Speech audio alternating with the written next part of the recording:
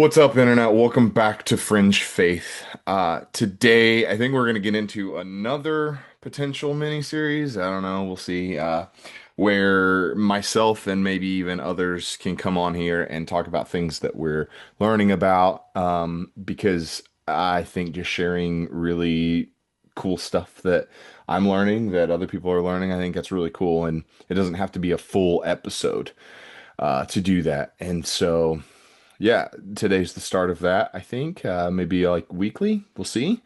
And yeah, if you know me, I am not just somebody that is comfortable with changing the paradigm or breaking the paradigm of American Christianity. I am kind of all about it in a lot of ways. Um, and I think getting into biblical context, Hebrew context, and wrapping our head around it, comprehending it is massively important to really understanding not only who we're supposed to be and how we're supposed to interact with the world and the Lord, but also who the Lord really is. You get a lot of this idea in culture sometimes where it's like, oh, we don't really need to have the context. We just need to read the Bible. And I get that, but English doesn't translate perfectly most of the time. And because of different church fathers in time, such as Augustine, I know I pick on him a little bit, but he was a great church father. He had a lot of incredible things to say, but in one area he went wrong, and that was about the supernatural way in which the Lord demonstrates himself through the Hebrew context. Part of that is because he didn't know how to read Hebrew. He only knew Greek. And so he had the Septuagint, but he didn't have the original Hebrew to reference because he couldn't. And also, he had a somewhat more naturalist worldview. Maybe he didn't see a lot of miracles. Maybe he didn't encounter a lot of demonic oppression and things. That's very possible. It happens in today's American Christian church. We have so many people that are still cessationists when it's not a biblical concept. But because they've never seen it themselves, or when they have seen it, it's like pastors completely you know, off the rails. People aren't being taught how to test the spirits. They're just taught, oh, you don't question the preacher man. You don't question the man of God. It's the same thing with like, don't question my politics. It's a whole nuance that's just blatantly wrong in culture on both sides. And so gaining a comprehension of how the Israelites back in the day would have articulated what was going on in the Bible. And this is pre second to fourth century AD that these people groups would have understood these things to how they would have interpreted them, right? And knowing that helps us to grasp what the biblical authors really meant by a lot of things. And so that's one of the things that I'm really into these days. Anybody that's going to say like you don't need context, they're probably the same type of person that says that like the King James can correct the Greek and Hebrew. And honestly, that person might be a cult leader and should probably be removed from pastoral service, but I digress. Um, but today, I guess I wanted to get into something really interesting that I was learning from the Bema podcast. And then I took it a little bit further. But in the podcast, they were talking about the difference between the Egyptian um, empire versus the Lord's shalom. And it's really fascinating because we would miss it, right? So there's there's been archaeological digs that have shown that a lot of times the pharaoh would give his slaves uh, the opportunity to do work on infrastructure and things like that, and they would get paid a middle class wage. They'd get their weekends off. They'd be able to sort of have a semblance of life that we would consider normal, I guess. Uh, Oftentimes in that day and age, those jobs were more dangerous than today's uh, jobs might be, such as like jumping up and down on big old airbags to give oxygen to metals being smelted in a fire, right? So super dangerous. And they were like, yeah, we don't care. We've got more workers. And the more I talk about it, the more in my mind it sounds like today's paradigm. But we'll get there.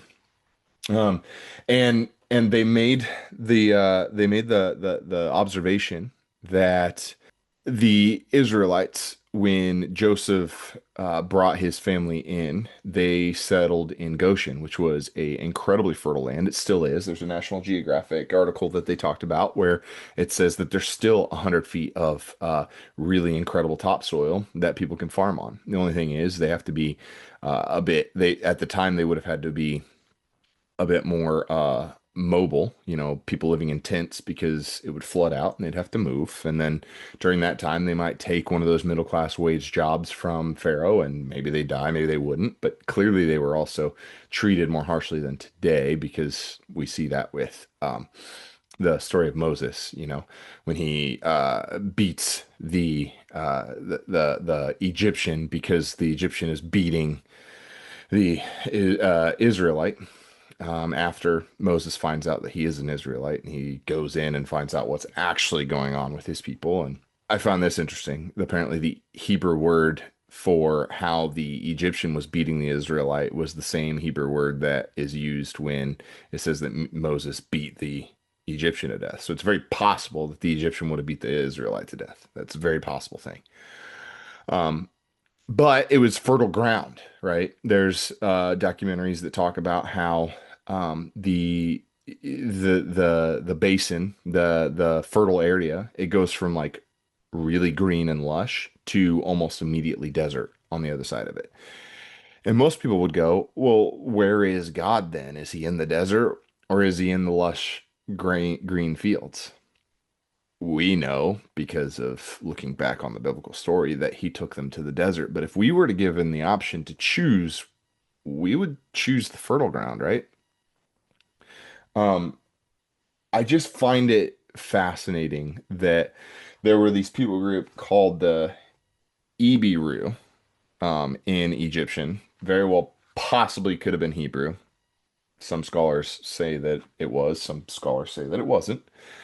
But they were one of these people groups that were slaves, but they were given the opportunity to make a wage, right? And so even if they aren't the Hebrew, there's a very good chance, high likelihood that the Egyptians did the same with the Hebrews. And so it makes sense as to why when God calls them into the desert, they're like, "Woe is me, why would we want to live here when we can go back to fertile grounds, a steady paycheck?" Um, and so I'm thinking about it in today's concept, right? You know, our world isn't perfect, but we don't think of ourselves as slaves. Um, we think of ourselves as just free working people. If you've listened to my episode with Brock about the legal system and how we are effectively defined as slaves, voluntary workers for the federal government. Then and if you know anything about the tax system, if you know anything about how debt slavery works, then you know that realistically we are an enslaved people group. I mean, we don't think of ourselves that way though, most of the time, unless, you've been studying law, you've been studying this stuff. It does feel a little bit like it sometimes, doesn't it? Where it's like, dang, we're in so much debt. Or like, how am I going to make ends meet because everything is so expensive? How can I afford anything when groceries have gone through the roof? Am I ever going to be able to get a house because the big wigs at like BlackRock and such are buying up property and land and houses like it's freaking quarters on the street, right? They're just picking them up left and right. And the more you think about it, the more you realize like, oh wow, we really are in this sort of slave paradigm in some ways. And so I guess this is just what I was thinking about as I was listening to this podcast because it's fascinating I feel like we, especially, like both on the conservative and the liberal side of things, we all have this tendency to believe that like we're a free people. And if the Lord called us into a different season, like say the Lord brought judgment on America. Now, mind you, in the Bible, when it comes to Sodom and Gomorrah, um, it talks about how the Lord heard the outcries. Um, when it talks about Egypt, let's see, where is it? When it talks about Egypt enslaving the people, the Lord says to them, says to Moses, um, I I have surely seen the oppression of my people who are in Egypt, and have heard their cry because of their taskmasters, right? We have this idea that the Lord's going to bring judgment because of the sin of Egypt, because of the sin of Sodom and Gomorrah, but the Hebrew mindset would have been that the Lord heard the cries of the oppressed, and that's why he acted. It wasn't so much in vengeance, it was in mercy. Okay, so either way, that may be that's an aside, but I think important. Even if the Lord did bring judgment to America and changed the paradigm, how many of us would wish that we were back in our 9 to 5s, quote unquote, safe and comfortable jobs? Because that's sort of the paradigm between Egypt and the desert. Egypt and fighting for Canaan, to take it over and establish what the Lord claimed to be the Israelites. It speaks to stepping out of comfortability and being willing to follow the Lord anywhere, even if it's the desert. Um, and I know we talk about this kind of thing in church circles a lot, but I don't think we get it because when we think of slavery, we think of brutalized, which in some ways that may have been the case.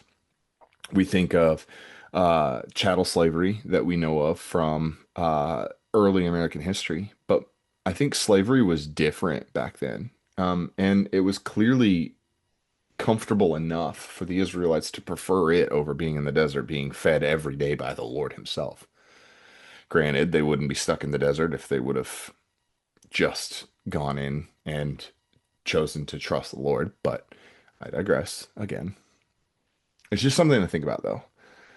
We are in a culture that is fascinated by our comfortabilities, our technologies, our ability to microwave food in 30 seconds or less, and not have to grow our own crops. Although, if we're honest, like more often than not, farmers are like I've saw a study recently. Farmers are usually among the more happy class of people in America, whereas corporate people making a ton of money, they're usually the most stressed out and hate their lives the most, right? And so there's this reality of like moving back into the simpler ways. I think that the Lord is calling us to. I know so many people in the church, leaders in the church that have moved towards a homestead style of life. Not like true homesteading where they're out in the middle of nowhere, but like community oriented, like grow your own food, become a little less reliable on the government kind of communities. And I think that the Lord's doing that on purpose.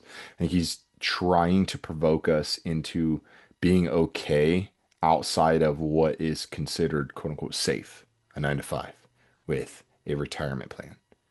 Not saying that those are bad things, but if the Lord calls us out of it, then at that point it is bad for us, right? So it's something to think about.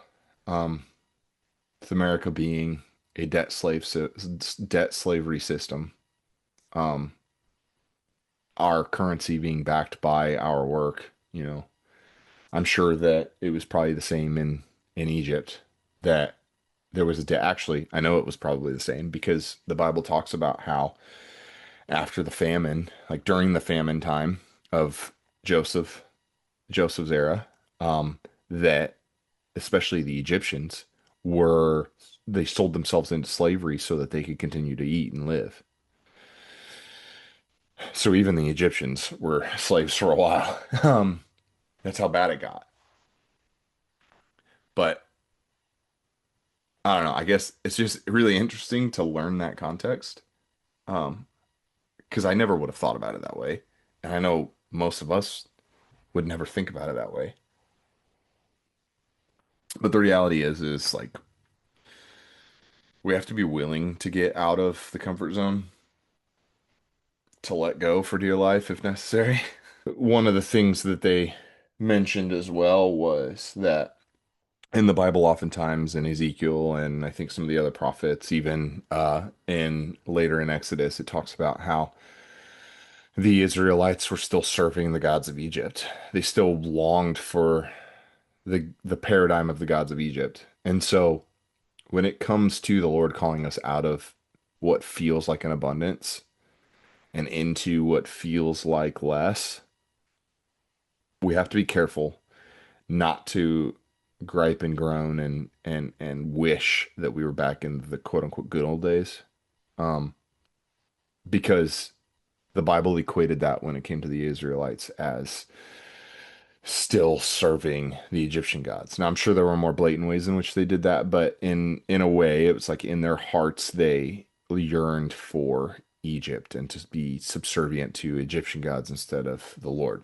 And it's because they had a misperception of who the Lord really is. They believed that he was out there being vindictive to them, when in reality he was setting them up and giving them a legacy. And they just couldn't see it. I think we get caught in that trap all the time too. You know, things get hard and we just assume that the Lord has abandoned us instead of him setting us up for the future. You know, Bernie and I just talked about it in the episode I just released about how it's hard sometimes to be in it, in the hard parts of life, being kicked by life or the spiritual principalities of the area or whatever it happens to be. And we just go, woe is me, instead of like, oh, no, we're on the right track. Like the Lord is doing a good thing. So that's kind of what I wanted to convey today.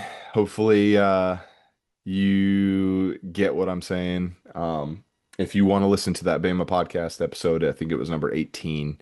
And if you want to get a better comprehension of what the Hebrew worldview was when the Bible was being written, it's an incredible resource. You should check out that podcast. I'm probably going to reference it a ton because I'm learning stuff from it all the time. Um, that and then Michael Heiser. I always talk about him because he's got incredible insights into the ancient worldview as well. So, love you guys. Appreciate you listening, and I'll catch you guys in the next one. Peace.